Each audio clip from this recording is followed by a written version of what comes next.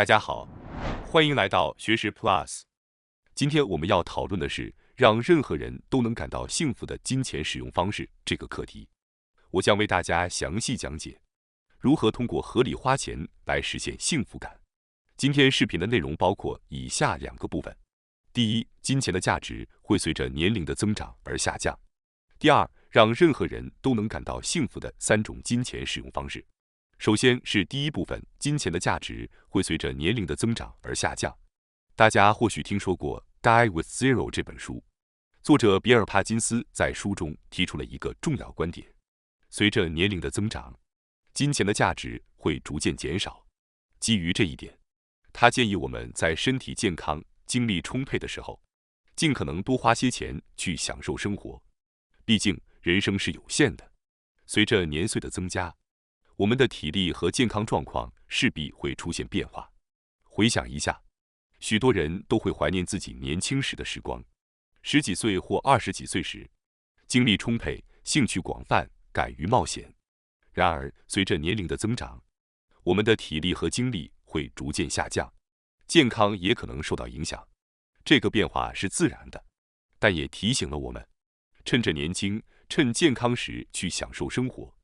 不要过于节俭，期待将来再去体验，因为当我们年纪更大时，身体的限制和兴趣的变化可能会让我们无法像现在一样充分享受生活。所以，合理的在年轻时投入一些金钱，去体验和享受生活的美好，是一种值得考虑的选择。比尔·帕金斯在书中还提到，当人们进入20几岁后半段时，健康水平开始缓慢下降。因此，从金钱中获得的价值也会随之降低。这句话让我深有感触。在过去，我总认为无论年龄大小，金钱的价值应该都是一样的。因此，我一直想着要存钱，为老年时的生活做准备。但随着时间的推移，我逐渐意识到，如果一直延迟享受生活，可能会错过最好的体验时机。这让我联想到蚂蚁与蝉的故事。许多人选择像蚂蚁一样积累财富，而不是像蝉那样享受当下。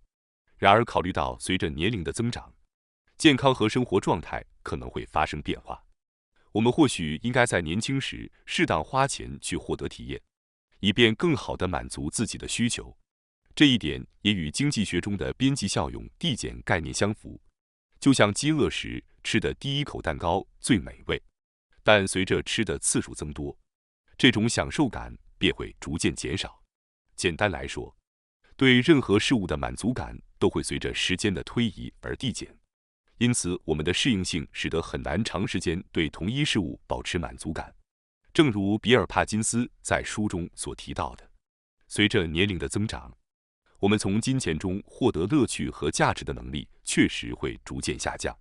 基于这一点，他建议，与其等到80岁时再去花钱，不如在50岁时适当增加支出，因为那时获得的幸福感会更高。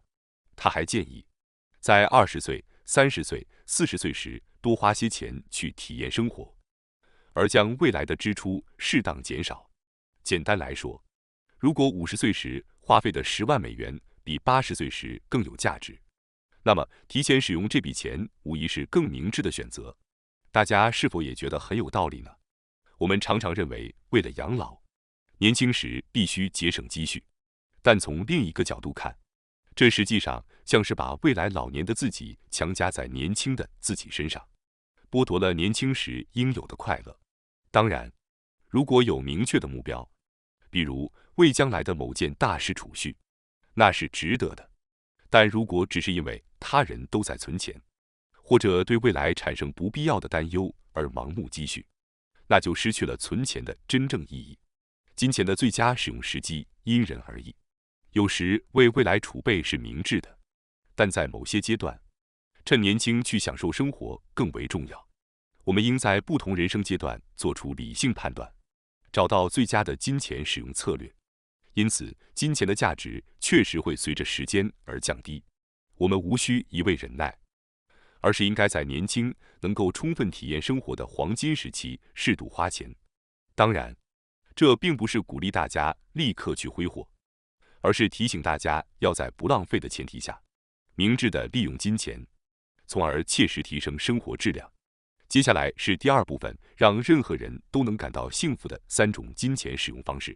首先是第一种金钱使用方式，投资于当前只能体验的经历。在前面我们提到，很多人由于从众心理或缺乏明确的目标而不断进行储蓄，但实际上，有时候金钱是应该用来为未来做准备，而有时候当下的花费才最为明智。因此，我们需要学会在合适的时机做出最优的决策。那么，我们应该怎样判断什么时候该花钱呢？一个有效的标准就是：这是一个现在只能体验的事情吗？如果答案是肯定的，那么就值得为此而花钱。举个例子，假设您和朋友们在讨论毕业旅行，每个人都很期待，但因为刚刚开始工作，要支付搬家费、家具费等，预算比较紧张，您可能会考虑放弃这次旅行。那么您可以思考一下，大学期间的毕业旅行是当下才能体验的事情吗？答案显然是肯定的，因为大学生活只有一次，毕业旅行这个机会过了就没有了。之后大家可能各奔东西，能一起旅行的机会会越来越少。因此，为了这个当下只能体验的宝贵经历，花费一些金钱是值得的。与此相对，如果你打算购买一件品牌商品，可以问一下自己，这件商品是现在必须拥有的吗？如果答案是否定的，意味着以后也能买到，那么它的优先级就不那么高了。这种思维方式可以帮助我们判断哪些事情值得我们花钱。研究表明，把金钱花在经历上，比花在物品上更能带来幸福感。比如，与朋友一起旅行的美好回忆，或者和伙伴一起奋斗但未能成功的创业经历。这些丰富的经历，每次回忆时，都会带来重新体验的喜悦，并持续为我们带来幸福感。而且，经历带来的幸福不仅仅在当下。例如，如果您计划下周去旅行，光是期待的过程就足以让人愉悦。旅行结束后，和朋友们一起回忆那段旅程，不论隔了多久，依然能够感受到幸福。经历通常是可以和他人分享的，这正好符合我们天生渴望人际连接的需求，从而帮助我们获得更多的幸福。因为人际关系常常是幸福的源泉，而与亲密朋友或家人共享的经历，往往能显著提升我们的幸福感。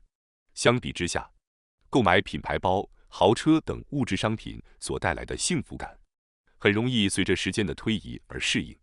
我们可能会因为买到新物品而感到兴奋，但这种兴奋感很快会消失。因此，我希望您能从中获得启发，考虑把金钱投入到那些无法重来的珍贵经历上，尤其是和重要的人一起分享的时光。接下来是第二种金钱使用方式，用金钱换取时间。大家反思一下自己的生活，您是否常常觉得时间不够用呢？研究表明，那些感到时间紧张或被时间束缚的人，通常面临着更大的压力。他们花在他人身上的时间较少，活动水平也往往较低。而且，时间紧张的人往往没有足够的时间来进行定期锻炼或者准备健康的食物。显然，时间比金钱更为宝贵。我们可以通过努力重新赚回失去的金钱，但失去的时间却无法挽回。因此，建议大家思考一下，如何通过金钱来换取更多的时间。举个例子，与其自己做家务、打扫卫生，不妨考虑雇佣家政服务来帮忙处理这些琐事，或者利用健康餐厅的外卖服务，或者请人做饭。研究发现，用金钱换来的时间能有效缓解时间带来的压力，让我们重新找回掌控感，从而提升健康与幸福感。相关的研究还表明，相较于工作或家务，人在从事休闲活动时更容易产生积极的情绪。因此，如果将家务交给家政服务，并把腾出来的时间用来做自己喜欢的事情，幸福感将会大大提升。当然，有些人可能认为这些服务是有钱人专属的特权，但研究却显示，花钱购买时间所带来的幸福感与收入水平无关。无论是富人还是普通人，金钱换来的时间都能显著提高幸福感。此外，通勤时间也是最值得购买的时间。为了节省房租，有些人选择住的离工作地点较远，结果每天都要花费大量的时间通勤。研究表明，长时间通勤不仅会增加抑郁症的风险，还可能导致工作压力增大、肥胖概率增高、睡眠时间不足，甚至还会提高离婚率。还有数据显示，每增加20分钟的通勤时间，工作满意度也会下降。因此，如果通勤的时间过长，可以考虑在居住地上做更多的投入，以减少通勤时间。最后是第3种金钱使用方式，采取先支付后消费的消费模式。随着社会的发展，先支付后消费的消费模式正在发生变化，越来越多的消费方式变成了先消费后支付。这一变化背后的部分原因是无现金支付方式的兴起，例如信用卡的出现让我们不必随身携带现金，甚至在没有现钱的情况下，也可以通过延后支付来消费。信用卡让消费变得更加灵活，即使手头没有现金，仍然可以先享受服务，待后再支付。此外，分期付款等方式的出现也让先消费后支付的现象变得更加普遍。现在我们可以在家里轻松购买各种商品，甚至几秒钟内就能通过亚马逊、Kindle 购买书籍或漫画。网上购物的便捷性让先消费后支付变得更加日常。随着科技的发展，我们的社会正在逐步转向先消费后支付的模式。无现金支付方式正是这种转变的催化剂，它让人们不再觉得花钱是一种负担。许多人可能都有过这样的经历：现金支付时会感到犹豫，但刷卡时却感到轻松无压力。这正是因为无现金支付减轻了花钱的痛感。然而，有研究表明，即使是理智的人，在使用信用卡时也更容易超出预算。这意味着，先消费后支付的模式更容易导致不必要的支出。在《用金钱购买幸福的5堂课》一书中，作者伊丽莎白·邓恩提到，虽然先消费后支付非常便利，但它可能会对幸福感产生负面的影响。相比之下，如果遵循先支付后消费的原则，我们可能会从每一笔花出去的钱中获得更多的幸福感。那么，为什么先支付后消费能够带来更多的幸福感呢？其中一个原因是，我们对未来的期待通常比已经得到的更能带来喜悦。例如，一项针对1000人的荷兰研究发现，游客在旅行出发前几周的幸福感，通常比旅行后的几周更强烈。大家或许都有类似的经历。当我们知道自己期待的活动或商品即将到来时，即使尚未得到，心中也充满了期待和喜悦。因此，虽然先消费后支付非常方便，但从幸福感的角度来看，先支付后消费的模式能够帮助我们从金钱中获得更多的幸福。提前支付可以增加期待感，延长快乐的持续时间，同时也给了我们思考是否真的需要消费的时间，从而做出更明智的决策。感谢大家收看今天的节目。如果你喜欢我们分享的内容，记得点赞、订阅并开启小铃铛通知，第一时间获取我们的更新。在下次的节目中，我们将继续为大家分享更多有益的内容。再次感谢大家的支持，我们下期再见。